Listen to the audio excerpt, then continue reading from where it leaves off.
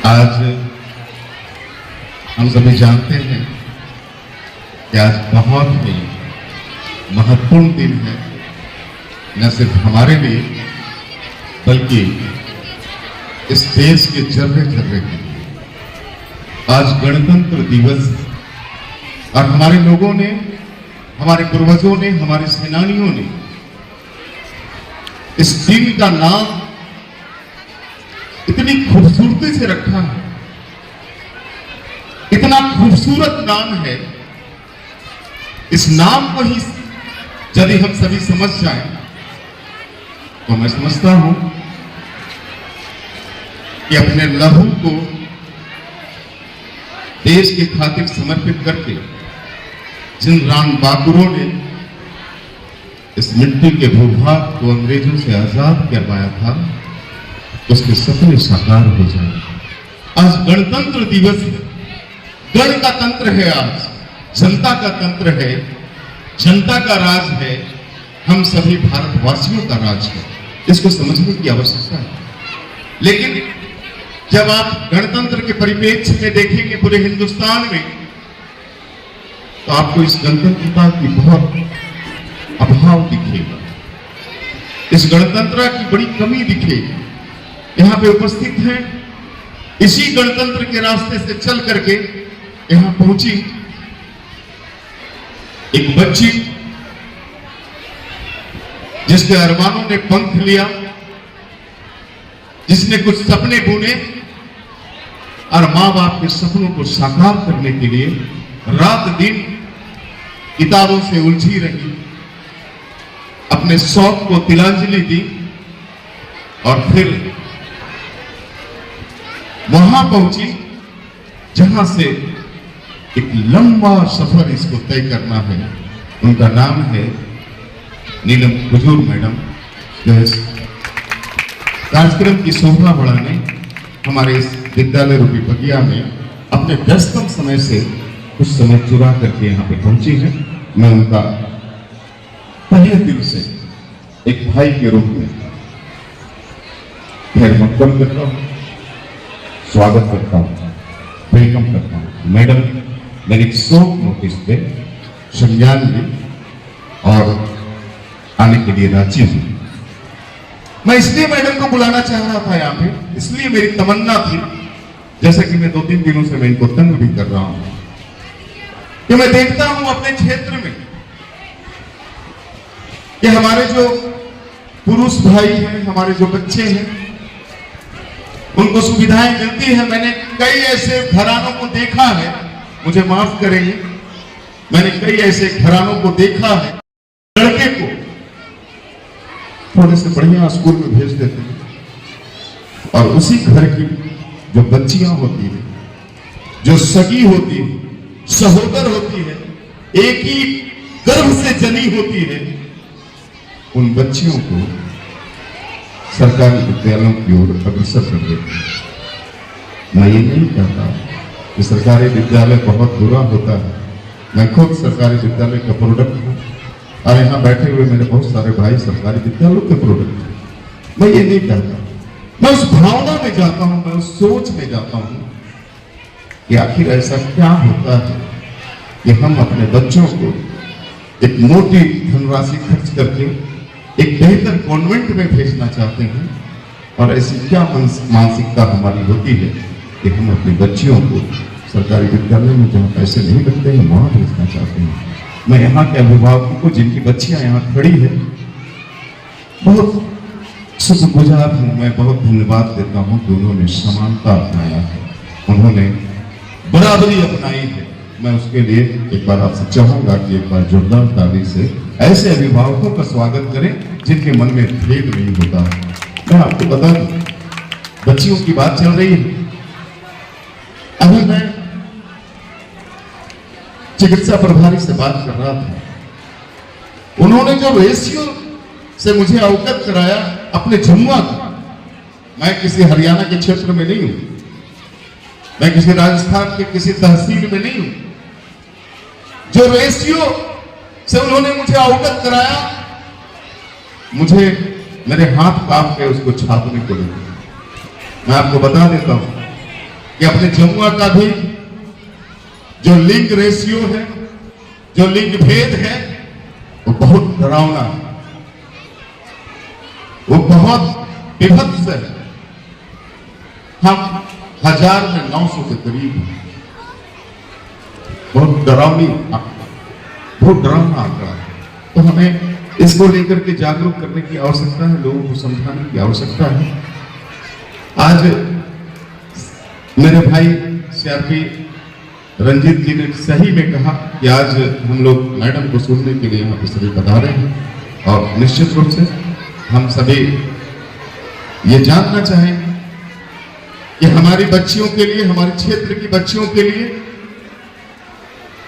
Madam Neelim Kujur संघर्ष का कौन सा रास्ता अख्तियार करने के लिए बताती है। मैं यहाँ पे स्वागत करता हूँ, हालांकि मेरी धर्मपत्नी है, मेरी लाइफ पार्टनर है, जमुआ के पूर्व प्रमुख सोनी चौरसिया जी, हमारे बहुत सारे पत्रकार मित्र हैं, रवि हैं, शुभम है, हमारा सुभाष है, मेरा भांजा है और रिपोर्टर है, और यहाँ पे सूरज है, सभी ऊर्जावान बच्चे हैं। और मैं सबसे ज्यादा शुक्रगुजार हूँ इस विद्यालय का, जो ऐसा अवसर पैदा करता है ताकि हम लोग एक दूसरे की भावनाओं से अवगत हो सके, एक दूसरे की भावनाओं से एक दूसरे को अवगत करा सके। मैं यहाँ के ऊर्जावान प्रिंसिपल साहब, जिनके कंधे पे ये विद्यालय मूव करता है, देवाशीष सर का मैं शुक्रगुजार हूँ कि वो अपनी सेवा हमारे क्षेत्र के बच्चों के लिए दे रहे हैं। यहाँ के जो डायरेक्टर हैं बड़े भैया नवीन साहब जी, उनके जो को डायरेक्टर हैं, पुत्र हैं राकेश जी, बहुत ऊर्जावान हैं और हमेशा सामाजिक कार्यों में बढ़ चढ़ करके हिस्सा लेते हैं। और अभी जो हमें माइक थमाया है शंकर बाबू, वो भी इस तप भरे रास्ते में अपनी तपीस से हमारे बच्चों को संवारना चाहते हैं, हमारे बच्चों को आगे बढ़ाना चाहते हैं। तो अभी हमने देखा कि लगातार कार्यक्रमों का सिलसिला सा रहा, एक से एक कार्यक्रम आते रहे और मैडम उसमें बहुत ज्यादा व्यस्त रही। मैं आपको बता दूं कि जैसा कि परंपरा है हमारे यहाँ, बामदेव लंका बाबा जो गंगा जमुनी तहजीब का एक बहुत बड़ा स्मारक है हमारे क्षेत्र के लिए, वहां मैडम की ड्यूटी थी। और हम सभी जानते हैं कि वहां की जो पहली चादर होती है वो जमुआ थानेदार की होती है, जमुआ थानेदार की ओर से चढ़ती है। चाहे आप कितनों भी वीआईपी हों, चाहे आप मुख्यमंत्री आ जाएं या प्रधानमंत्री, लेकिन चादर जो पहली चढ़ेगी वो जमुआ थानेदार की चढ़ेगी, चाहे वो जो। मैडम का भाग्य है, मैं तो यही कहूंगा कि इन वक्त में ये अभी जमुआ थाना प्रभारी के रूप में यहाँ पे हैं हमारे पास, हालांकि प्रशिक्षु हैं और डीएसपी के पद में इनको जाना है और सफर बहुत लंबा है। मैं समझता हूँ कि जो आखिरी सीढ़ी होती है इस पुलिस महकमे की, मैडम को मैं वहां पे देखना चाहता हूँ। तो 2 बजे रात को मैडम रात भर जागी है और 2:40 में उन्होंने बामदेव लंका बाबा की मजार पे चादर पोशी की है, समाधि स्थल पे शीश नवाया है। और उसके बाद जो जनसैलाब उमड़ता है, लाखों की भीड़ होती है, हम इस क्षेत्र में हैं तो हमें बड़ा गर्व होता है कि हमारे यहाँ ऐसी शख्सियतें आई और हम उसका जयंती मना पाते हैं या समाधि पर्व मना पाते हैं। तो मैडम लगातार परेशान रही और फिर आज 26 जनवरी था, मतलब मेरा कहने का सेंस ये था कि इनको आराम का वक्त नहीं मिला। और इसके साथ मैं बताना चाहता हूं कि बहुत संविधान की जो बात आज हो रही है और आज संविधान दिवस है, गणतंत्र दिवस है, इस गणतंत्र ने ही आज एक छोटे से लाल को, जब वो मैट्रिक किया था, अभी हमने उनकी जयंती मनाई है, विद्यालय को याद रहना चाहिए, जब वो नाई का बेटा मैट्रिक किया और मैट्रिक फर्स्ट डिवीजन जब आया वो, तो अपने बाप को, जो नाई का उस्तरा चलाता था और फुटपाथ पर बैठ करके लोगों की दाढ़ी और हजामत बनाता था, दौड़ करके आया कि पापा, बाबूजी, मैं मैट्रिक फर्स्ट किया। उसका बाप आश्चर्यचकित रह गया। इसलिए मैं ये बात दोहरा रहा हूं कि गणतंत्र की बात है। उसका बाप आश्चर्यचकित रह गया, फर्स्ट आए हो? बोला हाँ बाबूजी फर्स्ट आए। अच्छा, बहुत खुश होकर के उसका बाप गांव के जमींदार के पास ले गया अपने बेटे को, शाबाशी मिले। जमींदार के दहाने में जाकर के उसका बाप चिल्लाता, मालिक मेरा बेटा मैट्रिक फर्स्ट आया, पास कर गया। बदले में जवाब क्या आता है जानते हैं? ऐतिहासिक डायलॉग है ये। वो जमींदार कहता है, फर्स्ट आए हो, चलो गोड़ दबाओ। फर्स्ट आए हो ना, चलो पैर दबाओ। परिस्थितियों की ओर मैं ले जाना चाहता हूं, कितनी बुरी सामाजिक परिस्थितियां थी। और तभी वो कर्पूरी ठाकुर सोचता है कि ऐसी पढ़ाई से क्या मतलब है, जब मैं फर्स्ट आकर के इस निरक्षर जमींदार का पैर भी दबाना है मुझे। और उस आग के साथ जब वो जुआ आगे बढ़ता है तो एक दिन बिहार का चीफ मिनिस्टर बन जाता है। और मैं आपको बता दूं कि पूरे देश में मैट्रिक तक की पढ़ाई की मुफ्त सुविधा अगर किसी राजनेता ने शुरुआत की थी तो कर्पूरी ठाकुर थे। बिहार से ही मैट्रिक तक निःशुल्क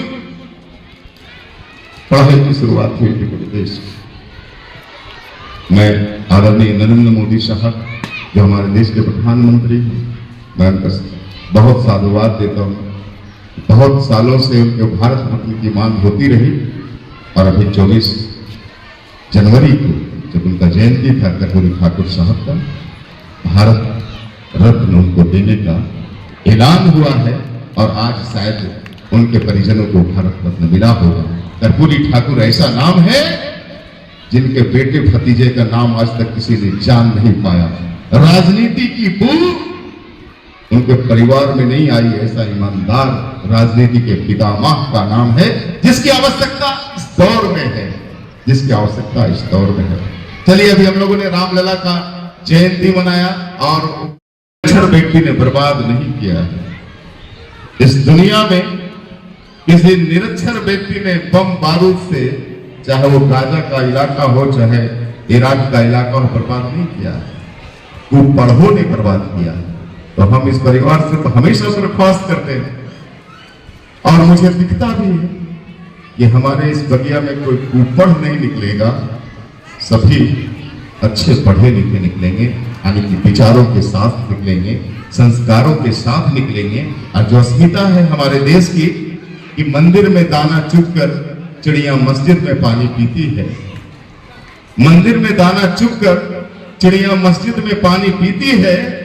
मैंने सुना है कि राधा की चुनरी कोई सलमा बेगम सीती है। मैंने सुना है कि राधा की चुनरी कोई सलमा बेगम सीती है।